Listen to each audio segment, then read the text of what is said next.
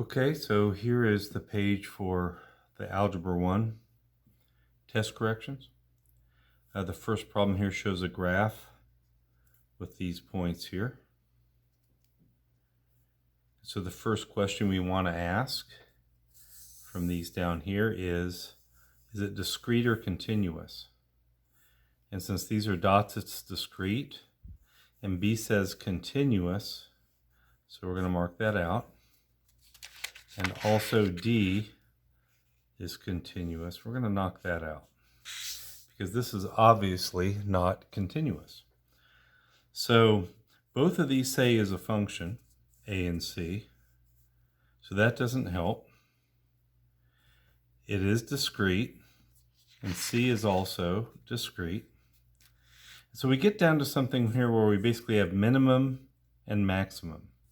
And so as we look at our graph right here, we can see that it goes up to a top point and comes down. So this is a max right here. And so we'll go down and pick the choice, absolute maximum. Okay, number 2 says, which is a linear function? Well, linear is when we have basically just an x with no exponent up here. Okay, there's no absolute value signs, and there's no square. Well, negative x fits that because we've got a square here. X is in the exponent here, and we have absolute value here. So that leaves negative x minus 2, which is a line that looks like this. If you graphed it on the calculator, it would look something like this. Number 3 says, what's the classification of this 5 to the x? And we want to notice right here that the x is in the exponent. And whenever x is up top in the exponent, we know it's an exponential function right here. Linear absolute looks like this.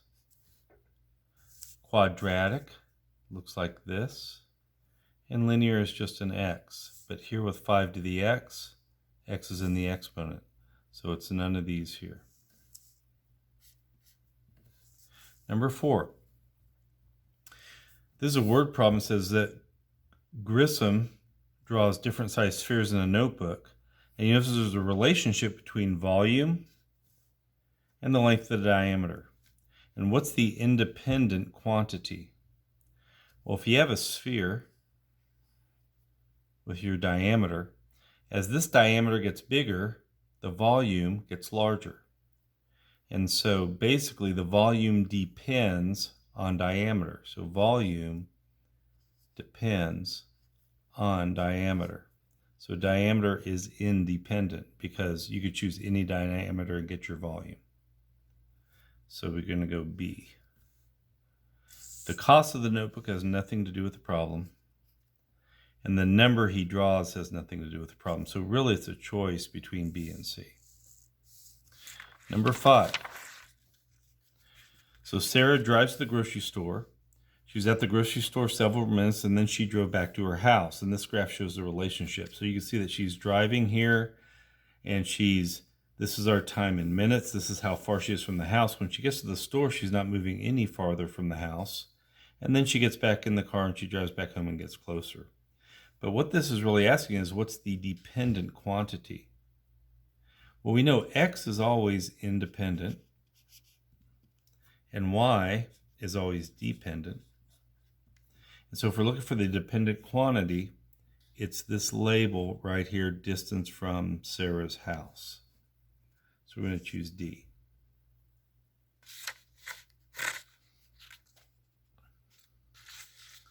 Okay.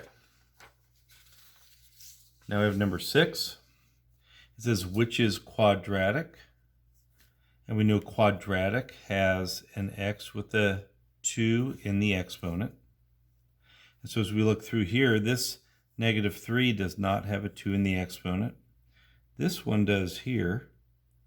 This has x in the exponent, and this is absolute value. So we're going to choose B. This says which does not represent a function, and we could use the vertical line test here. So as I draw my vertical lines, I only intersect once here. So this is a function. As we move to this one, again, vertical lines, we only intersect one time. So that is a function. But we're looking for not, so let's keep going. As we get to C, we draw a vertical line, and here we have two intersections. So we could stop here because it does not pass the vertical line test, so that is not a function.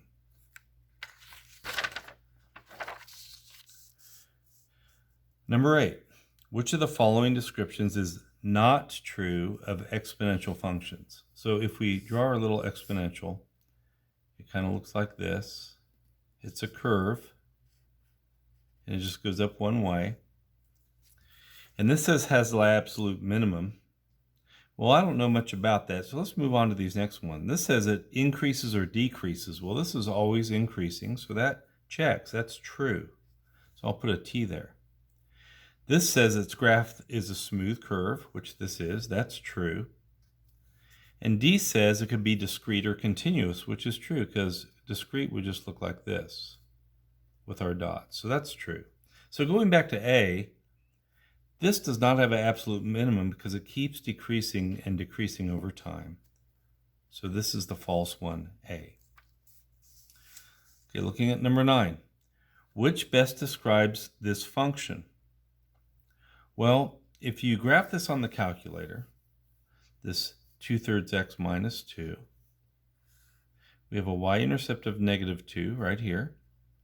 It's going to rise 2 and run 3. And it looks like this. Now, constant is flat, so we know it's not constant. It's not both increasing and decreasing because that would look like a curve. And so we've got to choose one of these two. So the question is, as I go left to the right, am I going uphill or downhill? And since this is uphill, it's increasing. So I'm going to choose B. Number 10. Kathy has different sized soup cans that are in the shape of a cylinder. She knows that there's a relationship between surface area of each can and the length of the radius. So we're again comparing area and radius. What's the dependent quantity? Well, kind of like in the other problem with diameter and volume, your radius, if we look at our basic thing here, if we're looking at area, it's pi times radius squared. So we're going to plug in radius and get area. So area is going to be our dependent quantity because it depends on the radius.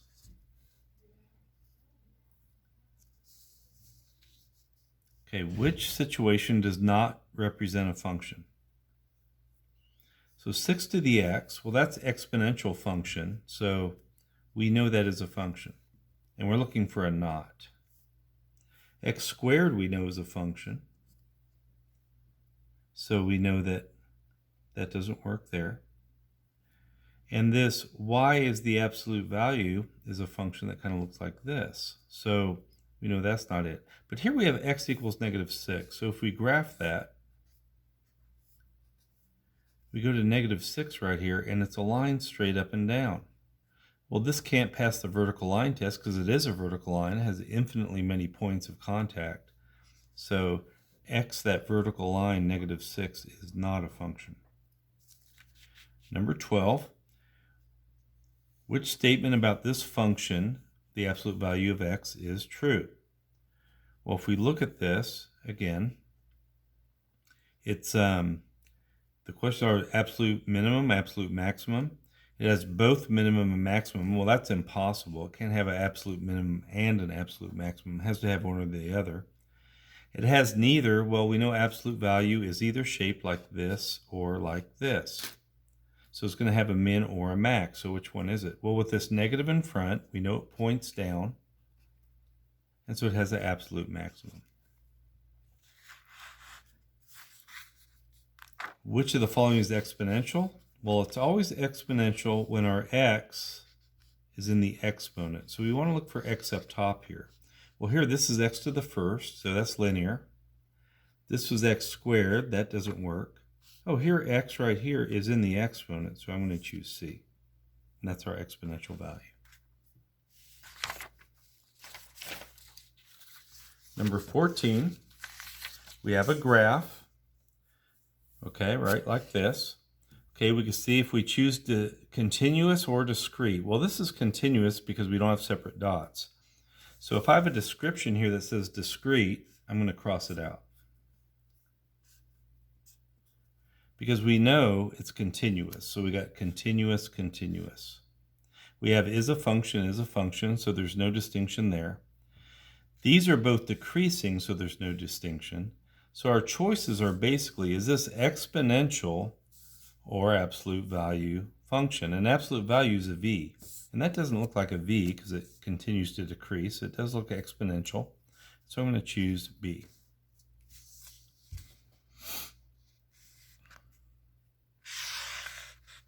Okay, 15 and 16. What describes this function? Well, if you go in the calculator into that y1 mode and you just type in -3/5 like this, you're going to get a graph that looks something like this. It's basically a flat line. So we have our x, y, we go down to -3/5 and it's a flat line. Well, this is not increasing because it's not uphill. It's not decreasing, and it's not both. If we have a flat line, it's constant because it never changes. It's always -3/5. It never changes. There's no x. It doesn't go up or down. So that is a constant function. And number 16, which statement about this is true? Well, first we notice there's a squared here, so we know it's either a parabola going down or up. Okay? Since it's positive, we know that it's this one here. So our graph's going to look something like this. Well, first, we cannot have both absolute values of minimum and maximum.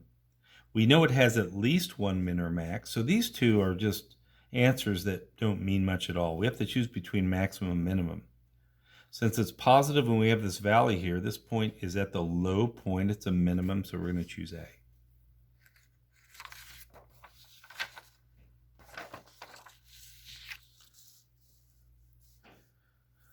Okay, this asks which is the constant function. So if we graphed each one of these, we could tell something from this. So I'll start from the bottom up this time.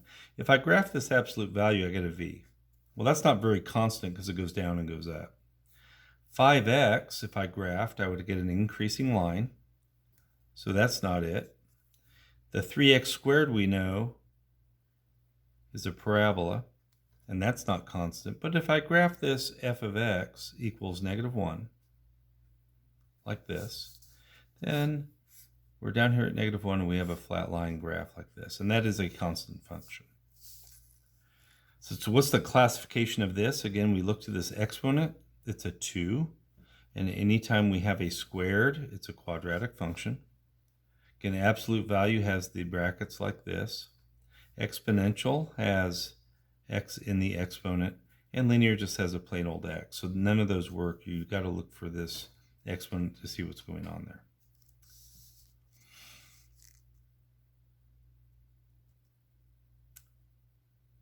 Okay, Carlos walked from his house to school. He was at school several hours, and then on his way home, Carlos walked to the library.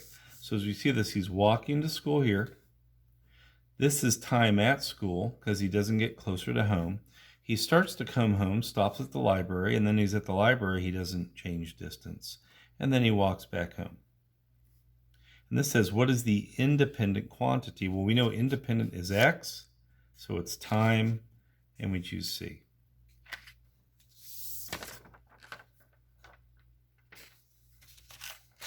And the very last problem, number 20. This says which represents a function. So we're going to use our vertical line test. So if I draw a vertical line here, I have 5 intersections. This is not a function. So I come to B, vertical line test. I have 2 intersections. It's not a function. We go down here to a sideways absolute value like this, and it is again not a function. As I come to D, no matter how many vertical lines I draw, I only intersect once. So this is passing the vertical line test. So D is the correct answer.